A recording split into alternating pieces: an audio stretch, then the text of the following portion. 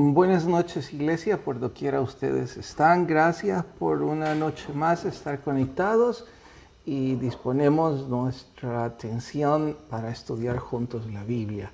No sin antes, inclinamos el rostro y pedimos la guía del Señor en oración. Por favor, acompáñenme. Señor, gracias por otra semana más que estamos a punto de terminar, por las cosas buenas, por las cosas difíciles. Vemos tu mano guiándonos o protegiéndonos. La pregunta más importante es si aprendemos en esos momentos difíciles o en esos momentos buenos la enseñanza que deberíamos aprender. Perdónanos por nuestra falta de atención, por pensar que las cosas suceden por casualidad en nosotros, tus hijos, sin reflexionar que hay un propósito detrás de cada cosa. Señor, nos unimos como iglesia para suplicarte por Alex y por Patty. Por favor, pon tu mano bendita sobre sus cuerpos y que pronto puedan estar sonriendo con sus familias.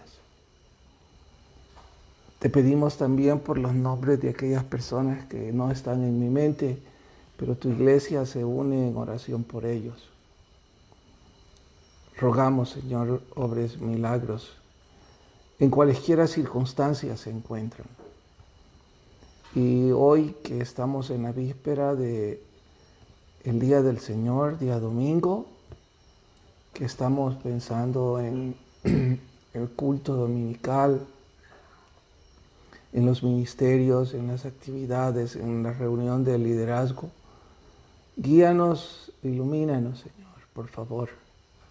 Pon en tu iglesia el fuego por servir. Y te suplicamos también por la pandemia, Señor. Te rogamos que se alivie.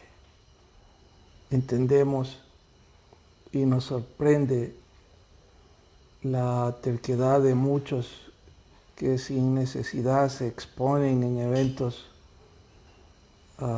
multitudinarios por simple placer. Quizás no te conocen, quizás no les preocupa su vida o la de otros, no sé, no es importante, no les estoy juzgando, Señor. Solo estoy rogándote que tengas misericordia de tu pueblo. Y también te rogamos por la situación política de nuestro país. Cobíjanos que las decisiones que se escuchan en las noticias las esté permitiendo tu Espíritu con un propósito de favorecer a tu pueblo. Tu palabra nos manda a orar por nuestros gobernantes y te pedimos que les dé sabiduría. Dios, nos encomendamos y te pedimos que ahora que estudiamos nos ilumines y nos inspires. En Cristo Jesús. Amén. Bien, guía número 6, primer libro de Reyes, capítulos del 13 hasta el 15. Número 1. ¿Por qué Jeroboam intentó arremeter contra el varón de Dios? Aplíquelo. Para quienes no están leyéndolo y van en su carro, un profeta fue enviado por Dios para confrontar la torpeza de Jeroboam y decirle: estás haciendo mal y tu actitud va a traer graves consecuencias. Y Dios dice esto. Cuando Jeroboam se vio confrontado ante la verdad y ante la advertencia, tristemente, en lugar de avergonzarse, arrepentirse y corregir, arremetió contra el profeta. Absurdo. El profeta solo está cumpliendo una misión. No es su voluntad. No es plan ni opinión del profeta. Estás simplemente replicando lo que Dios ordenó. De ahí que digo, qué absurdo arremeter contra el profeta. Es como arremeter contra la piedra en la que me tropiezo. ¿Qué gano con darle puntapiés a la piedra? Pues en este caso es exactamente lo mismo. Su pecado quedó al descubierto, fue confrontado y en lugar de volverse a Dios, le da más la espalda a Dios. Saben, este es un buen momento para, nunca es bueno comparar, pero históricamente tal vez, comparar a David con Jeroboam y muchos otros reyes. No era mejor David en cuanto a su error, pero al verse confrontado, cayó humillado, avergonzado y arrepentido, pidiendo el perdón y buscando compensar su horror. Y quizás eso es lo que hace la diferencia entre alguien que ama a Dios y alguien que no lo ama.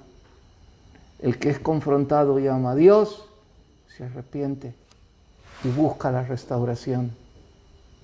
El que no ama a Dios busca su propia reivindicación y arremete contra los que le confrontan. ¿En cuál posición está usted? ¿O yo? Siguiente. 2. ¿Por qué Dios da dones a los hombres que sabe serán malos? Espero que hayan tenido dificultades en responder esta pregunta porque es capciosa y profundamente filosófica. Bueno, también teológica. Y de hecho yo no la he formulado, yo solo la he reescrito o transcrito. La primera vez que yo leí esta pregunta fue de Gene Edwards, el que escribió el libro El perfil de 3 monarcas.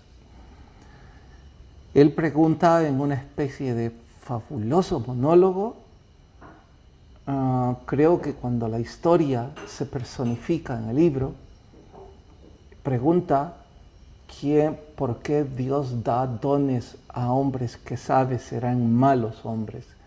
Y el escritor en ese momento está refiriéndose a Absalón, porque Dios sabía se convertiría en un asesino y si hubiese estado a su alcance, habría sido un parricida, lo que es peor del mejor de todos los reyes.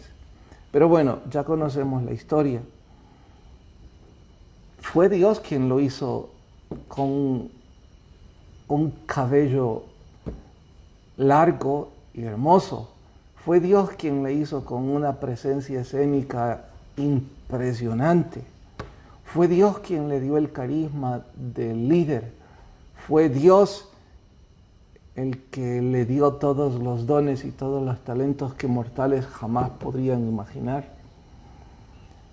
Sabiendo que en su corazón se anidaba la intención de ser un parricida, ¿por qué Dios le da privilegios? Espero que hayan intentado dar respuestas, porque mientras indagaban, algunas cosas vendrían a sus mentes o a sus corazones. Pero el final de la respuesta, al menos en el libro de Gene Edwards, es que no tenemos idea, que esa es la soberana voluntad de Dios y que no podemos explicarlo del todo. Sí, sé que algunos habrán puesto cosas como, bueno, Dios tiene un propósito, Dios quiere probar a los hombres, Dios quiere extender su gracia o su poder, y probablemente cualesquiera hayan sido sus respuestas tengan alguna validez, pero según Gene Edwards, la validez es esta. ¿Quién dijo que íbamos a entender en cada rincón los designios de Dios? Más bien nuestro trabajo es aceptar los designios de Dios. Y cuando vemos personajes déspotas en la historia, humanamente hablando, nos decimos, cómo quisiéramos que Dios no les hubiera dado esos talentos. Porque Dios sabía que Hitler se volvería un genocida. Dios sabía la devastación que Bonaparte propinaría. Dios sabía del gueto que iban a propinar los italianos a los judíos. Y aún con todo ello, les dio dones. En su soberana voluntad, sabemos, lo permitió. Después de años y años, podríamos decir que sabemos por qué lo permitió, pero el punto de honor es en nuestro propio tiempo. Cuando vemos en derredor nuestro personas con dones. Quizás en la iglesia, un predicador que no muestra respeto y amor por Dios, que lo que predica no va acorde a lo que vive. Quizás un músico con tanta arte en sus manos para hacer música, pero también para tocar lo indebido. Cuando usted y yo hemos pasado horas queriendo aprender a ejecutar un instrumento y nunca se nos da, bueno, si algún don Dios nos dio, que creo Dios nos dio a todos los mortales algún don, asegurémonos que sea para su gloria y para su honra y no para nuestro beneficio. Entonces se vuelve trascendente e importante. De lo contrario, solo es un vil instrumento sin propósito y sin sentido. Con respeto de un cirujano, puedo deducir, aun cuando conozco poco o nada de ellos, que sus manos deben ser diestras para operar. Bueno, pues les animo, asegúrense que cada operación sea para honrar a Dios. No dije que no deben cobrar por ella. La Biblia dice que el obrero es digno de su salario. Y perdonen si hice eco de los cirujanos. Habría sido mejor insistir en los predicadores. Pero como ese es mi trabajo, quise excluirme como ejemplo para no ser redundante. Pero la idea es la misma.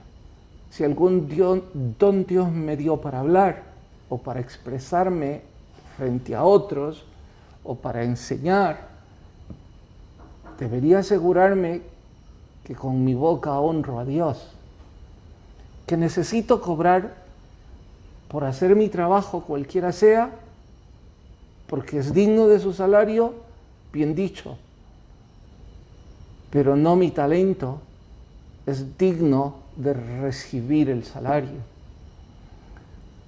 Bien, sigamos. 3.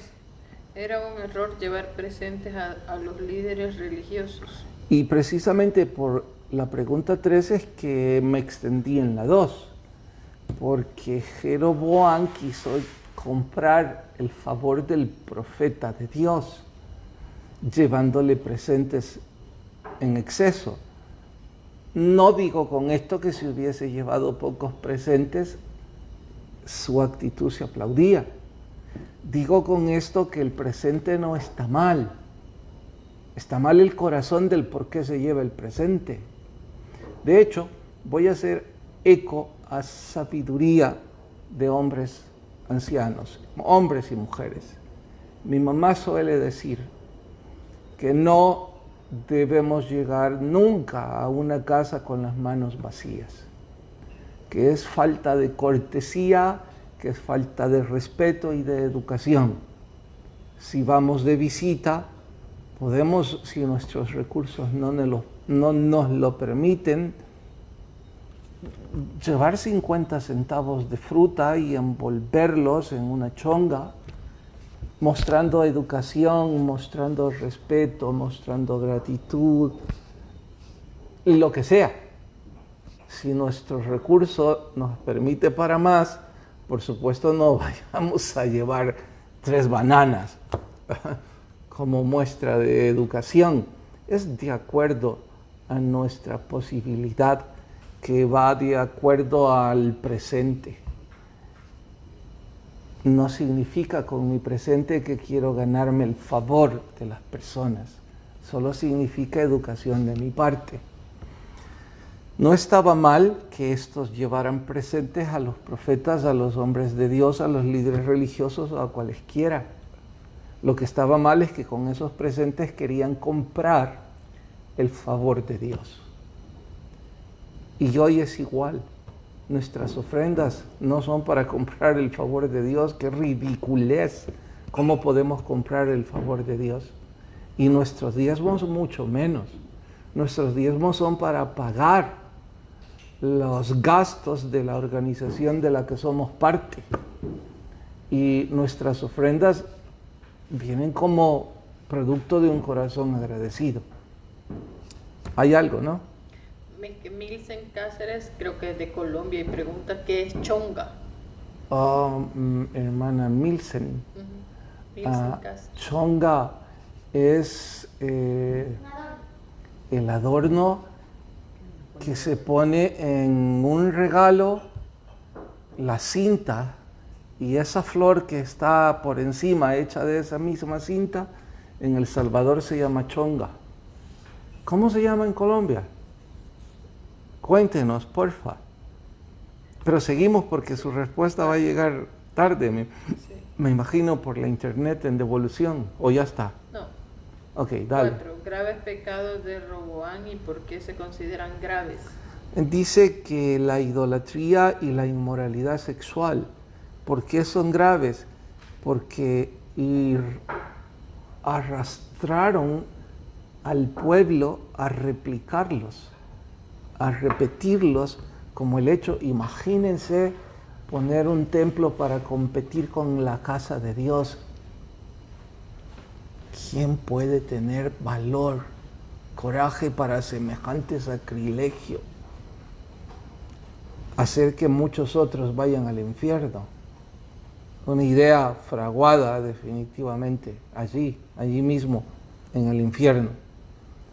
En cuanto a la inmoralidad sexual, sabemos desde Balaán y Balac que las moabitas, las amonitas, sedujeron a los hijos de Dios, a los pueblos de Israel, y que consiguieron por la inmoralidad sexual que muchos pecaran y muchos se perdieran. Y eso se sigue repitiendo hoy día. La inmoralidad sexual es ya hemos dicho en los estudios de esta semana, que tienen más poder destructivo que las mismas 2 guerras mundiales juntas. ¿Qué sigue? Dice que se llama moño. Moño. Moño. Moño en El Salvador es el que las mujeres usan para amarrarse el pelo. No, es un chongo. Es un chongo. 5. ¿Verdad que eso es moño? Sí, es moño. Sí. Demuestre que la promiscuidad sexual estaba presente desde la época de los reyes. Hice énfasis a esto, insisto, para los que no siguen nuestros cultos, porque hoy estamos tocando precisamente el asunto de la inmoralidad sexual, que los sodomitas ya estaban ahí. Claro que Sodoma y Gomorra habían sido destruidas, así que estos no eran descendientes de Sodoma y Gomorra. Estos eran seguidores de las prácticas inmorales, de las prácticas de inmundicia sexual de los sodomitas. A ellos se les llama sodomitas. También a los que practican el bestialismo. Y ya estaban ahí seduciendo a muchos y destruyendo a muchos. ¿Cómo ansias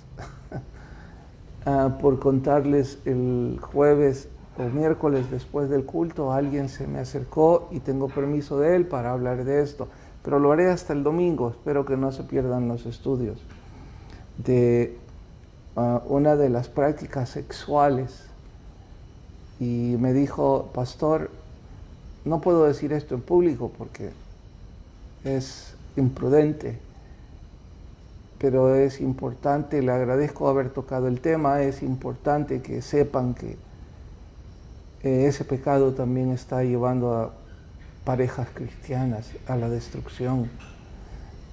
Y es precisamente el cambio de parejas.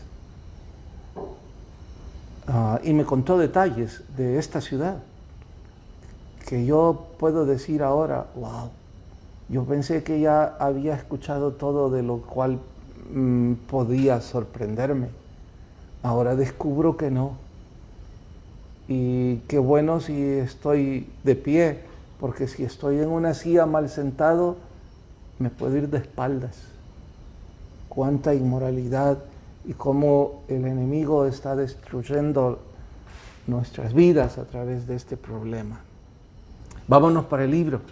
No hay más tiempo para ya quedan 4 minutos. 1. ¿En qué ocasiones la extravagancia es apropiada? Increíble, ¿no? Estoy anonadado con la perspectiva con la que Charles Swindoll toca este tema. Jamás oí un sermón de... ¿Esta es la Magdalena? Sí, por el perfume. Jamás oí un sermón de la Magdalena tan motivador y edificante como este, en donde ella nos demuestra que la extravagancia es apropiada. Es juzgada incluso a veces por predicadores neófitos, diciendo qué necesidad había de derramar tanto dinero en un perfume ante el Señor. Este escritor lo explica con tal maestría que no puede uno más que estar boquiabierto y decir que en efecto la extravagancia a veces es apropiada. ¿Cuándo? Cuando es para un propósito trascendente. Cuando es para un propósito consagrado para nuestro Señor, que le va a honrar. Y luego dice que qué bueno sería que todos los cristianos de vez en cuando rompiéramos un vaso de perfume para adorar a nuestro Señor. Y no está hablando específicamente de dinero, está hablando de la extravagancia, de hacer algo hermoso, grande, bello, y lo mejor, y lo relaciona con el arte. Yo estaba riéndome, fascinado, porque yo debo confesar, y no sé si ese es problema de todos los que estudiamos ingeniería industrial, pero nos enseñan que la practicidad es una virtud. Nos enseñan que la funcionabilidad debe ser parte de un proceso industrial. Nos enseñan que lo simple y básico es virtuoso. Nos enseñan que la reducción de costos es una meta a seguir. Y por eso, entre otras cosas, que cuando dejan por ejemplo, si llevan de residente a un ingeniero industrial a una construcción en donde tiene que conciliar ingenieros civiles, arquitectos y ingenieros eléctricos, perdón, ¿saben? Regularmente hacen eso. Cuando son compañías multimillonarias y que tienen que formar un equipo multidisciplinario de ingenieros, en donde hay químicos, eléctricos, civiles, saben, buscan a un industrial como jefe de todos estos para dirigir el equipo. Bueno, al menos antes, no sé hoy día con la tecnología y la especialización, pero buscaban un industrial porque el industrial se especializa en optimizar los sistemas y en reducir costos. Y yo siempre me reía con 1 o 2 amigos porque uno de ellos estaba en civil y el otro de ellos estaba era arquitecto, pero estaba llevando una maestría. Y tuvimos materias juntos y siempre nos reíamos porque decíamos, sí, de seguro un arquitecto lo hizo, porque regularmente, no se oye arquitectos, perdónenme, pero en ese entonces y en ese contexto a los arquitectos les importa un comino el presupuesto. Los arquitectos están preocupados por la belleza, por la excelencia, por la satisfacción del cliente, por la satisfacción del usuario, y todo eso es plata. El civil está preocupado por la reducción de costos, está muy preocupado por las estructuras. Y saben, pues si ustedes ven una colonia con un montón de casas en las que vulgarmente se les dice cajas de fósforo, pueden estar seguros que no estuvo la mano de un arquitecto.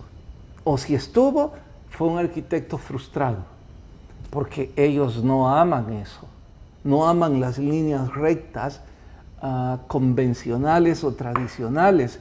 Ellos aman el arte, ellos aman la belleza, y el arte va acompañado del dinero y de lo caro, de la extravagancia. Hay edificios que basta con verlos y uno se queda boquiabierto y dice, ¿cómo tenían tanto dinero para eso? No piensen que estoy hablando de arte moderno únicamente. De hecho, pasen por el centro histórico y miren los arcos que están en los balcones de esas casas viejas. Miren las columnas que se yerguen al frente en los portales, como el portal Adalia. Uno tiene que decir, qué fortuna gastaron solo en el frente. Hay arte y es caro. Bueno, cuando se trata de romper un vaso, en la explicación espiritual, en nuestro español no es romper un vaso, es sacar la casa por la ventana. Swindoll dice que María, la Magdalena, sacó la casa por la ventana en una extravagancia, en una forma extravagante de adorar al Señor, derramando este perfume. Creyeron que todo mundo la reprocharía, porque la reprocharon, menos el único que importaba, nuestro Salvador, el cual la elogió. Y su aplauso quedó para la posteridad como un ejemplo a que cuando se trata de adorar a nuestro Señor, vale la pena una extravagancia. Quiera Dios que les guíe y nos guíe a cada uno de nosotros a de vez en cuando quebrar un vaso para adorar a nuestro Señor. No basta esta explicación, es demasiado profunda y hermosa, pero no tengo más tiempo. ¿Ibas a decir algo? Sí, está conectado al pastor Justin, que vino con el grupo misionero. Sí. Corea era. Sí, ¿Era Corea? sí. Te manda saludos y saludos a la capilla, dice. Hola hermano, qué gusto, le extrañamos y quiera Dios que pronto podamos volver a vernos. Saludos a toda su iglesia. Gracias por haber estado con nosotros, el tiempo ya no es nuestro amigo. El que tenga oídos, oiga lo que el Espíritu enseña a la iglesia. Buenas noches a todos.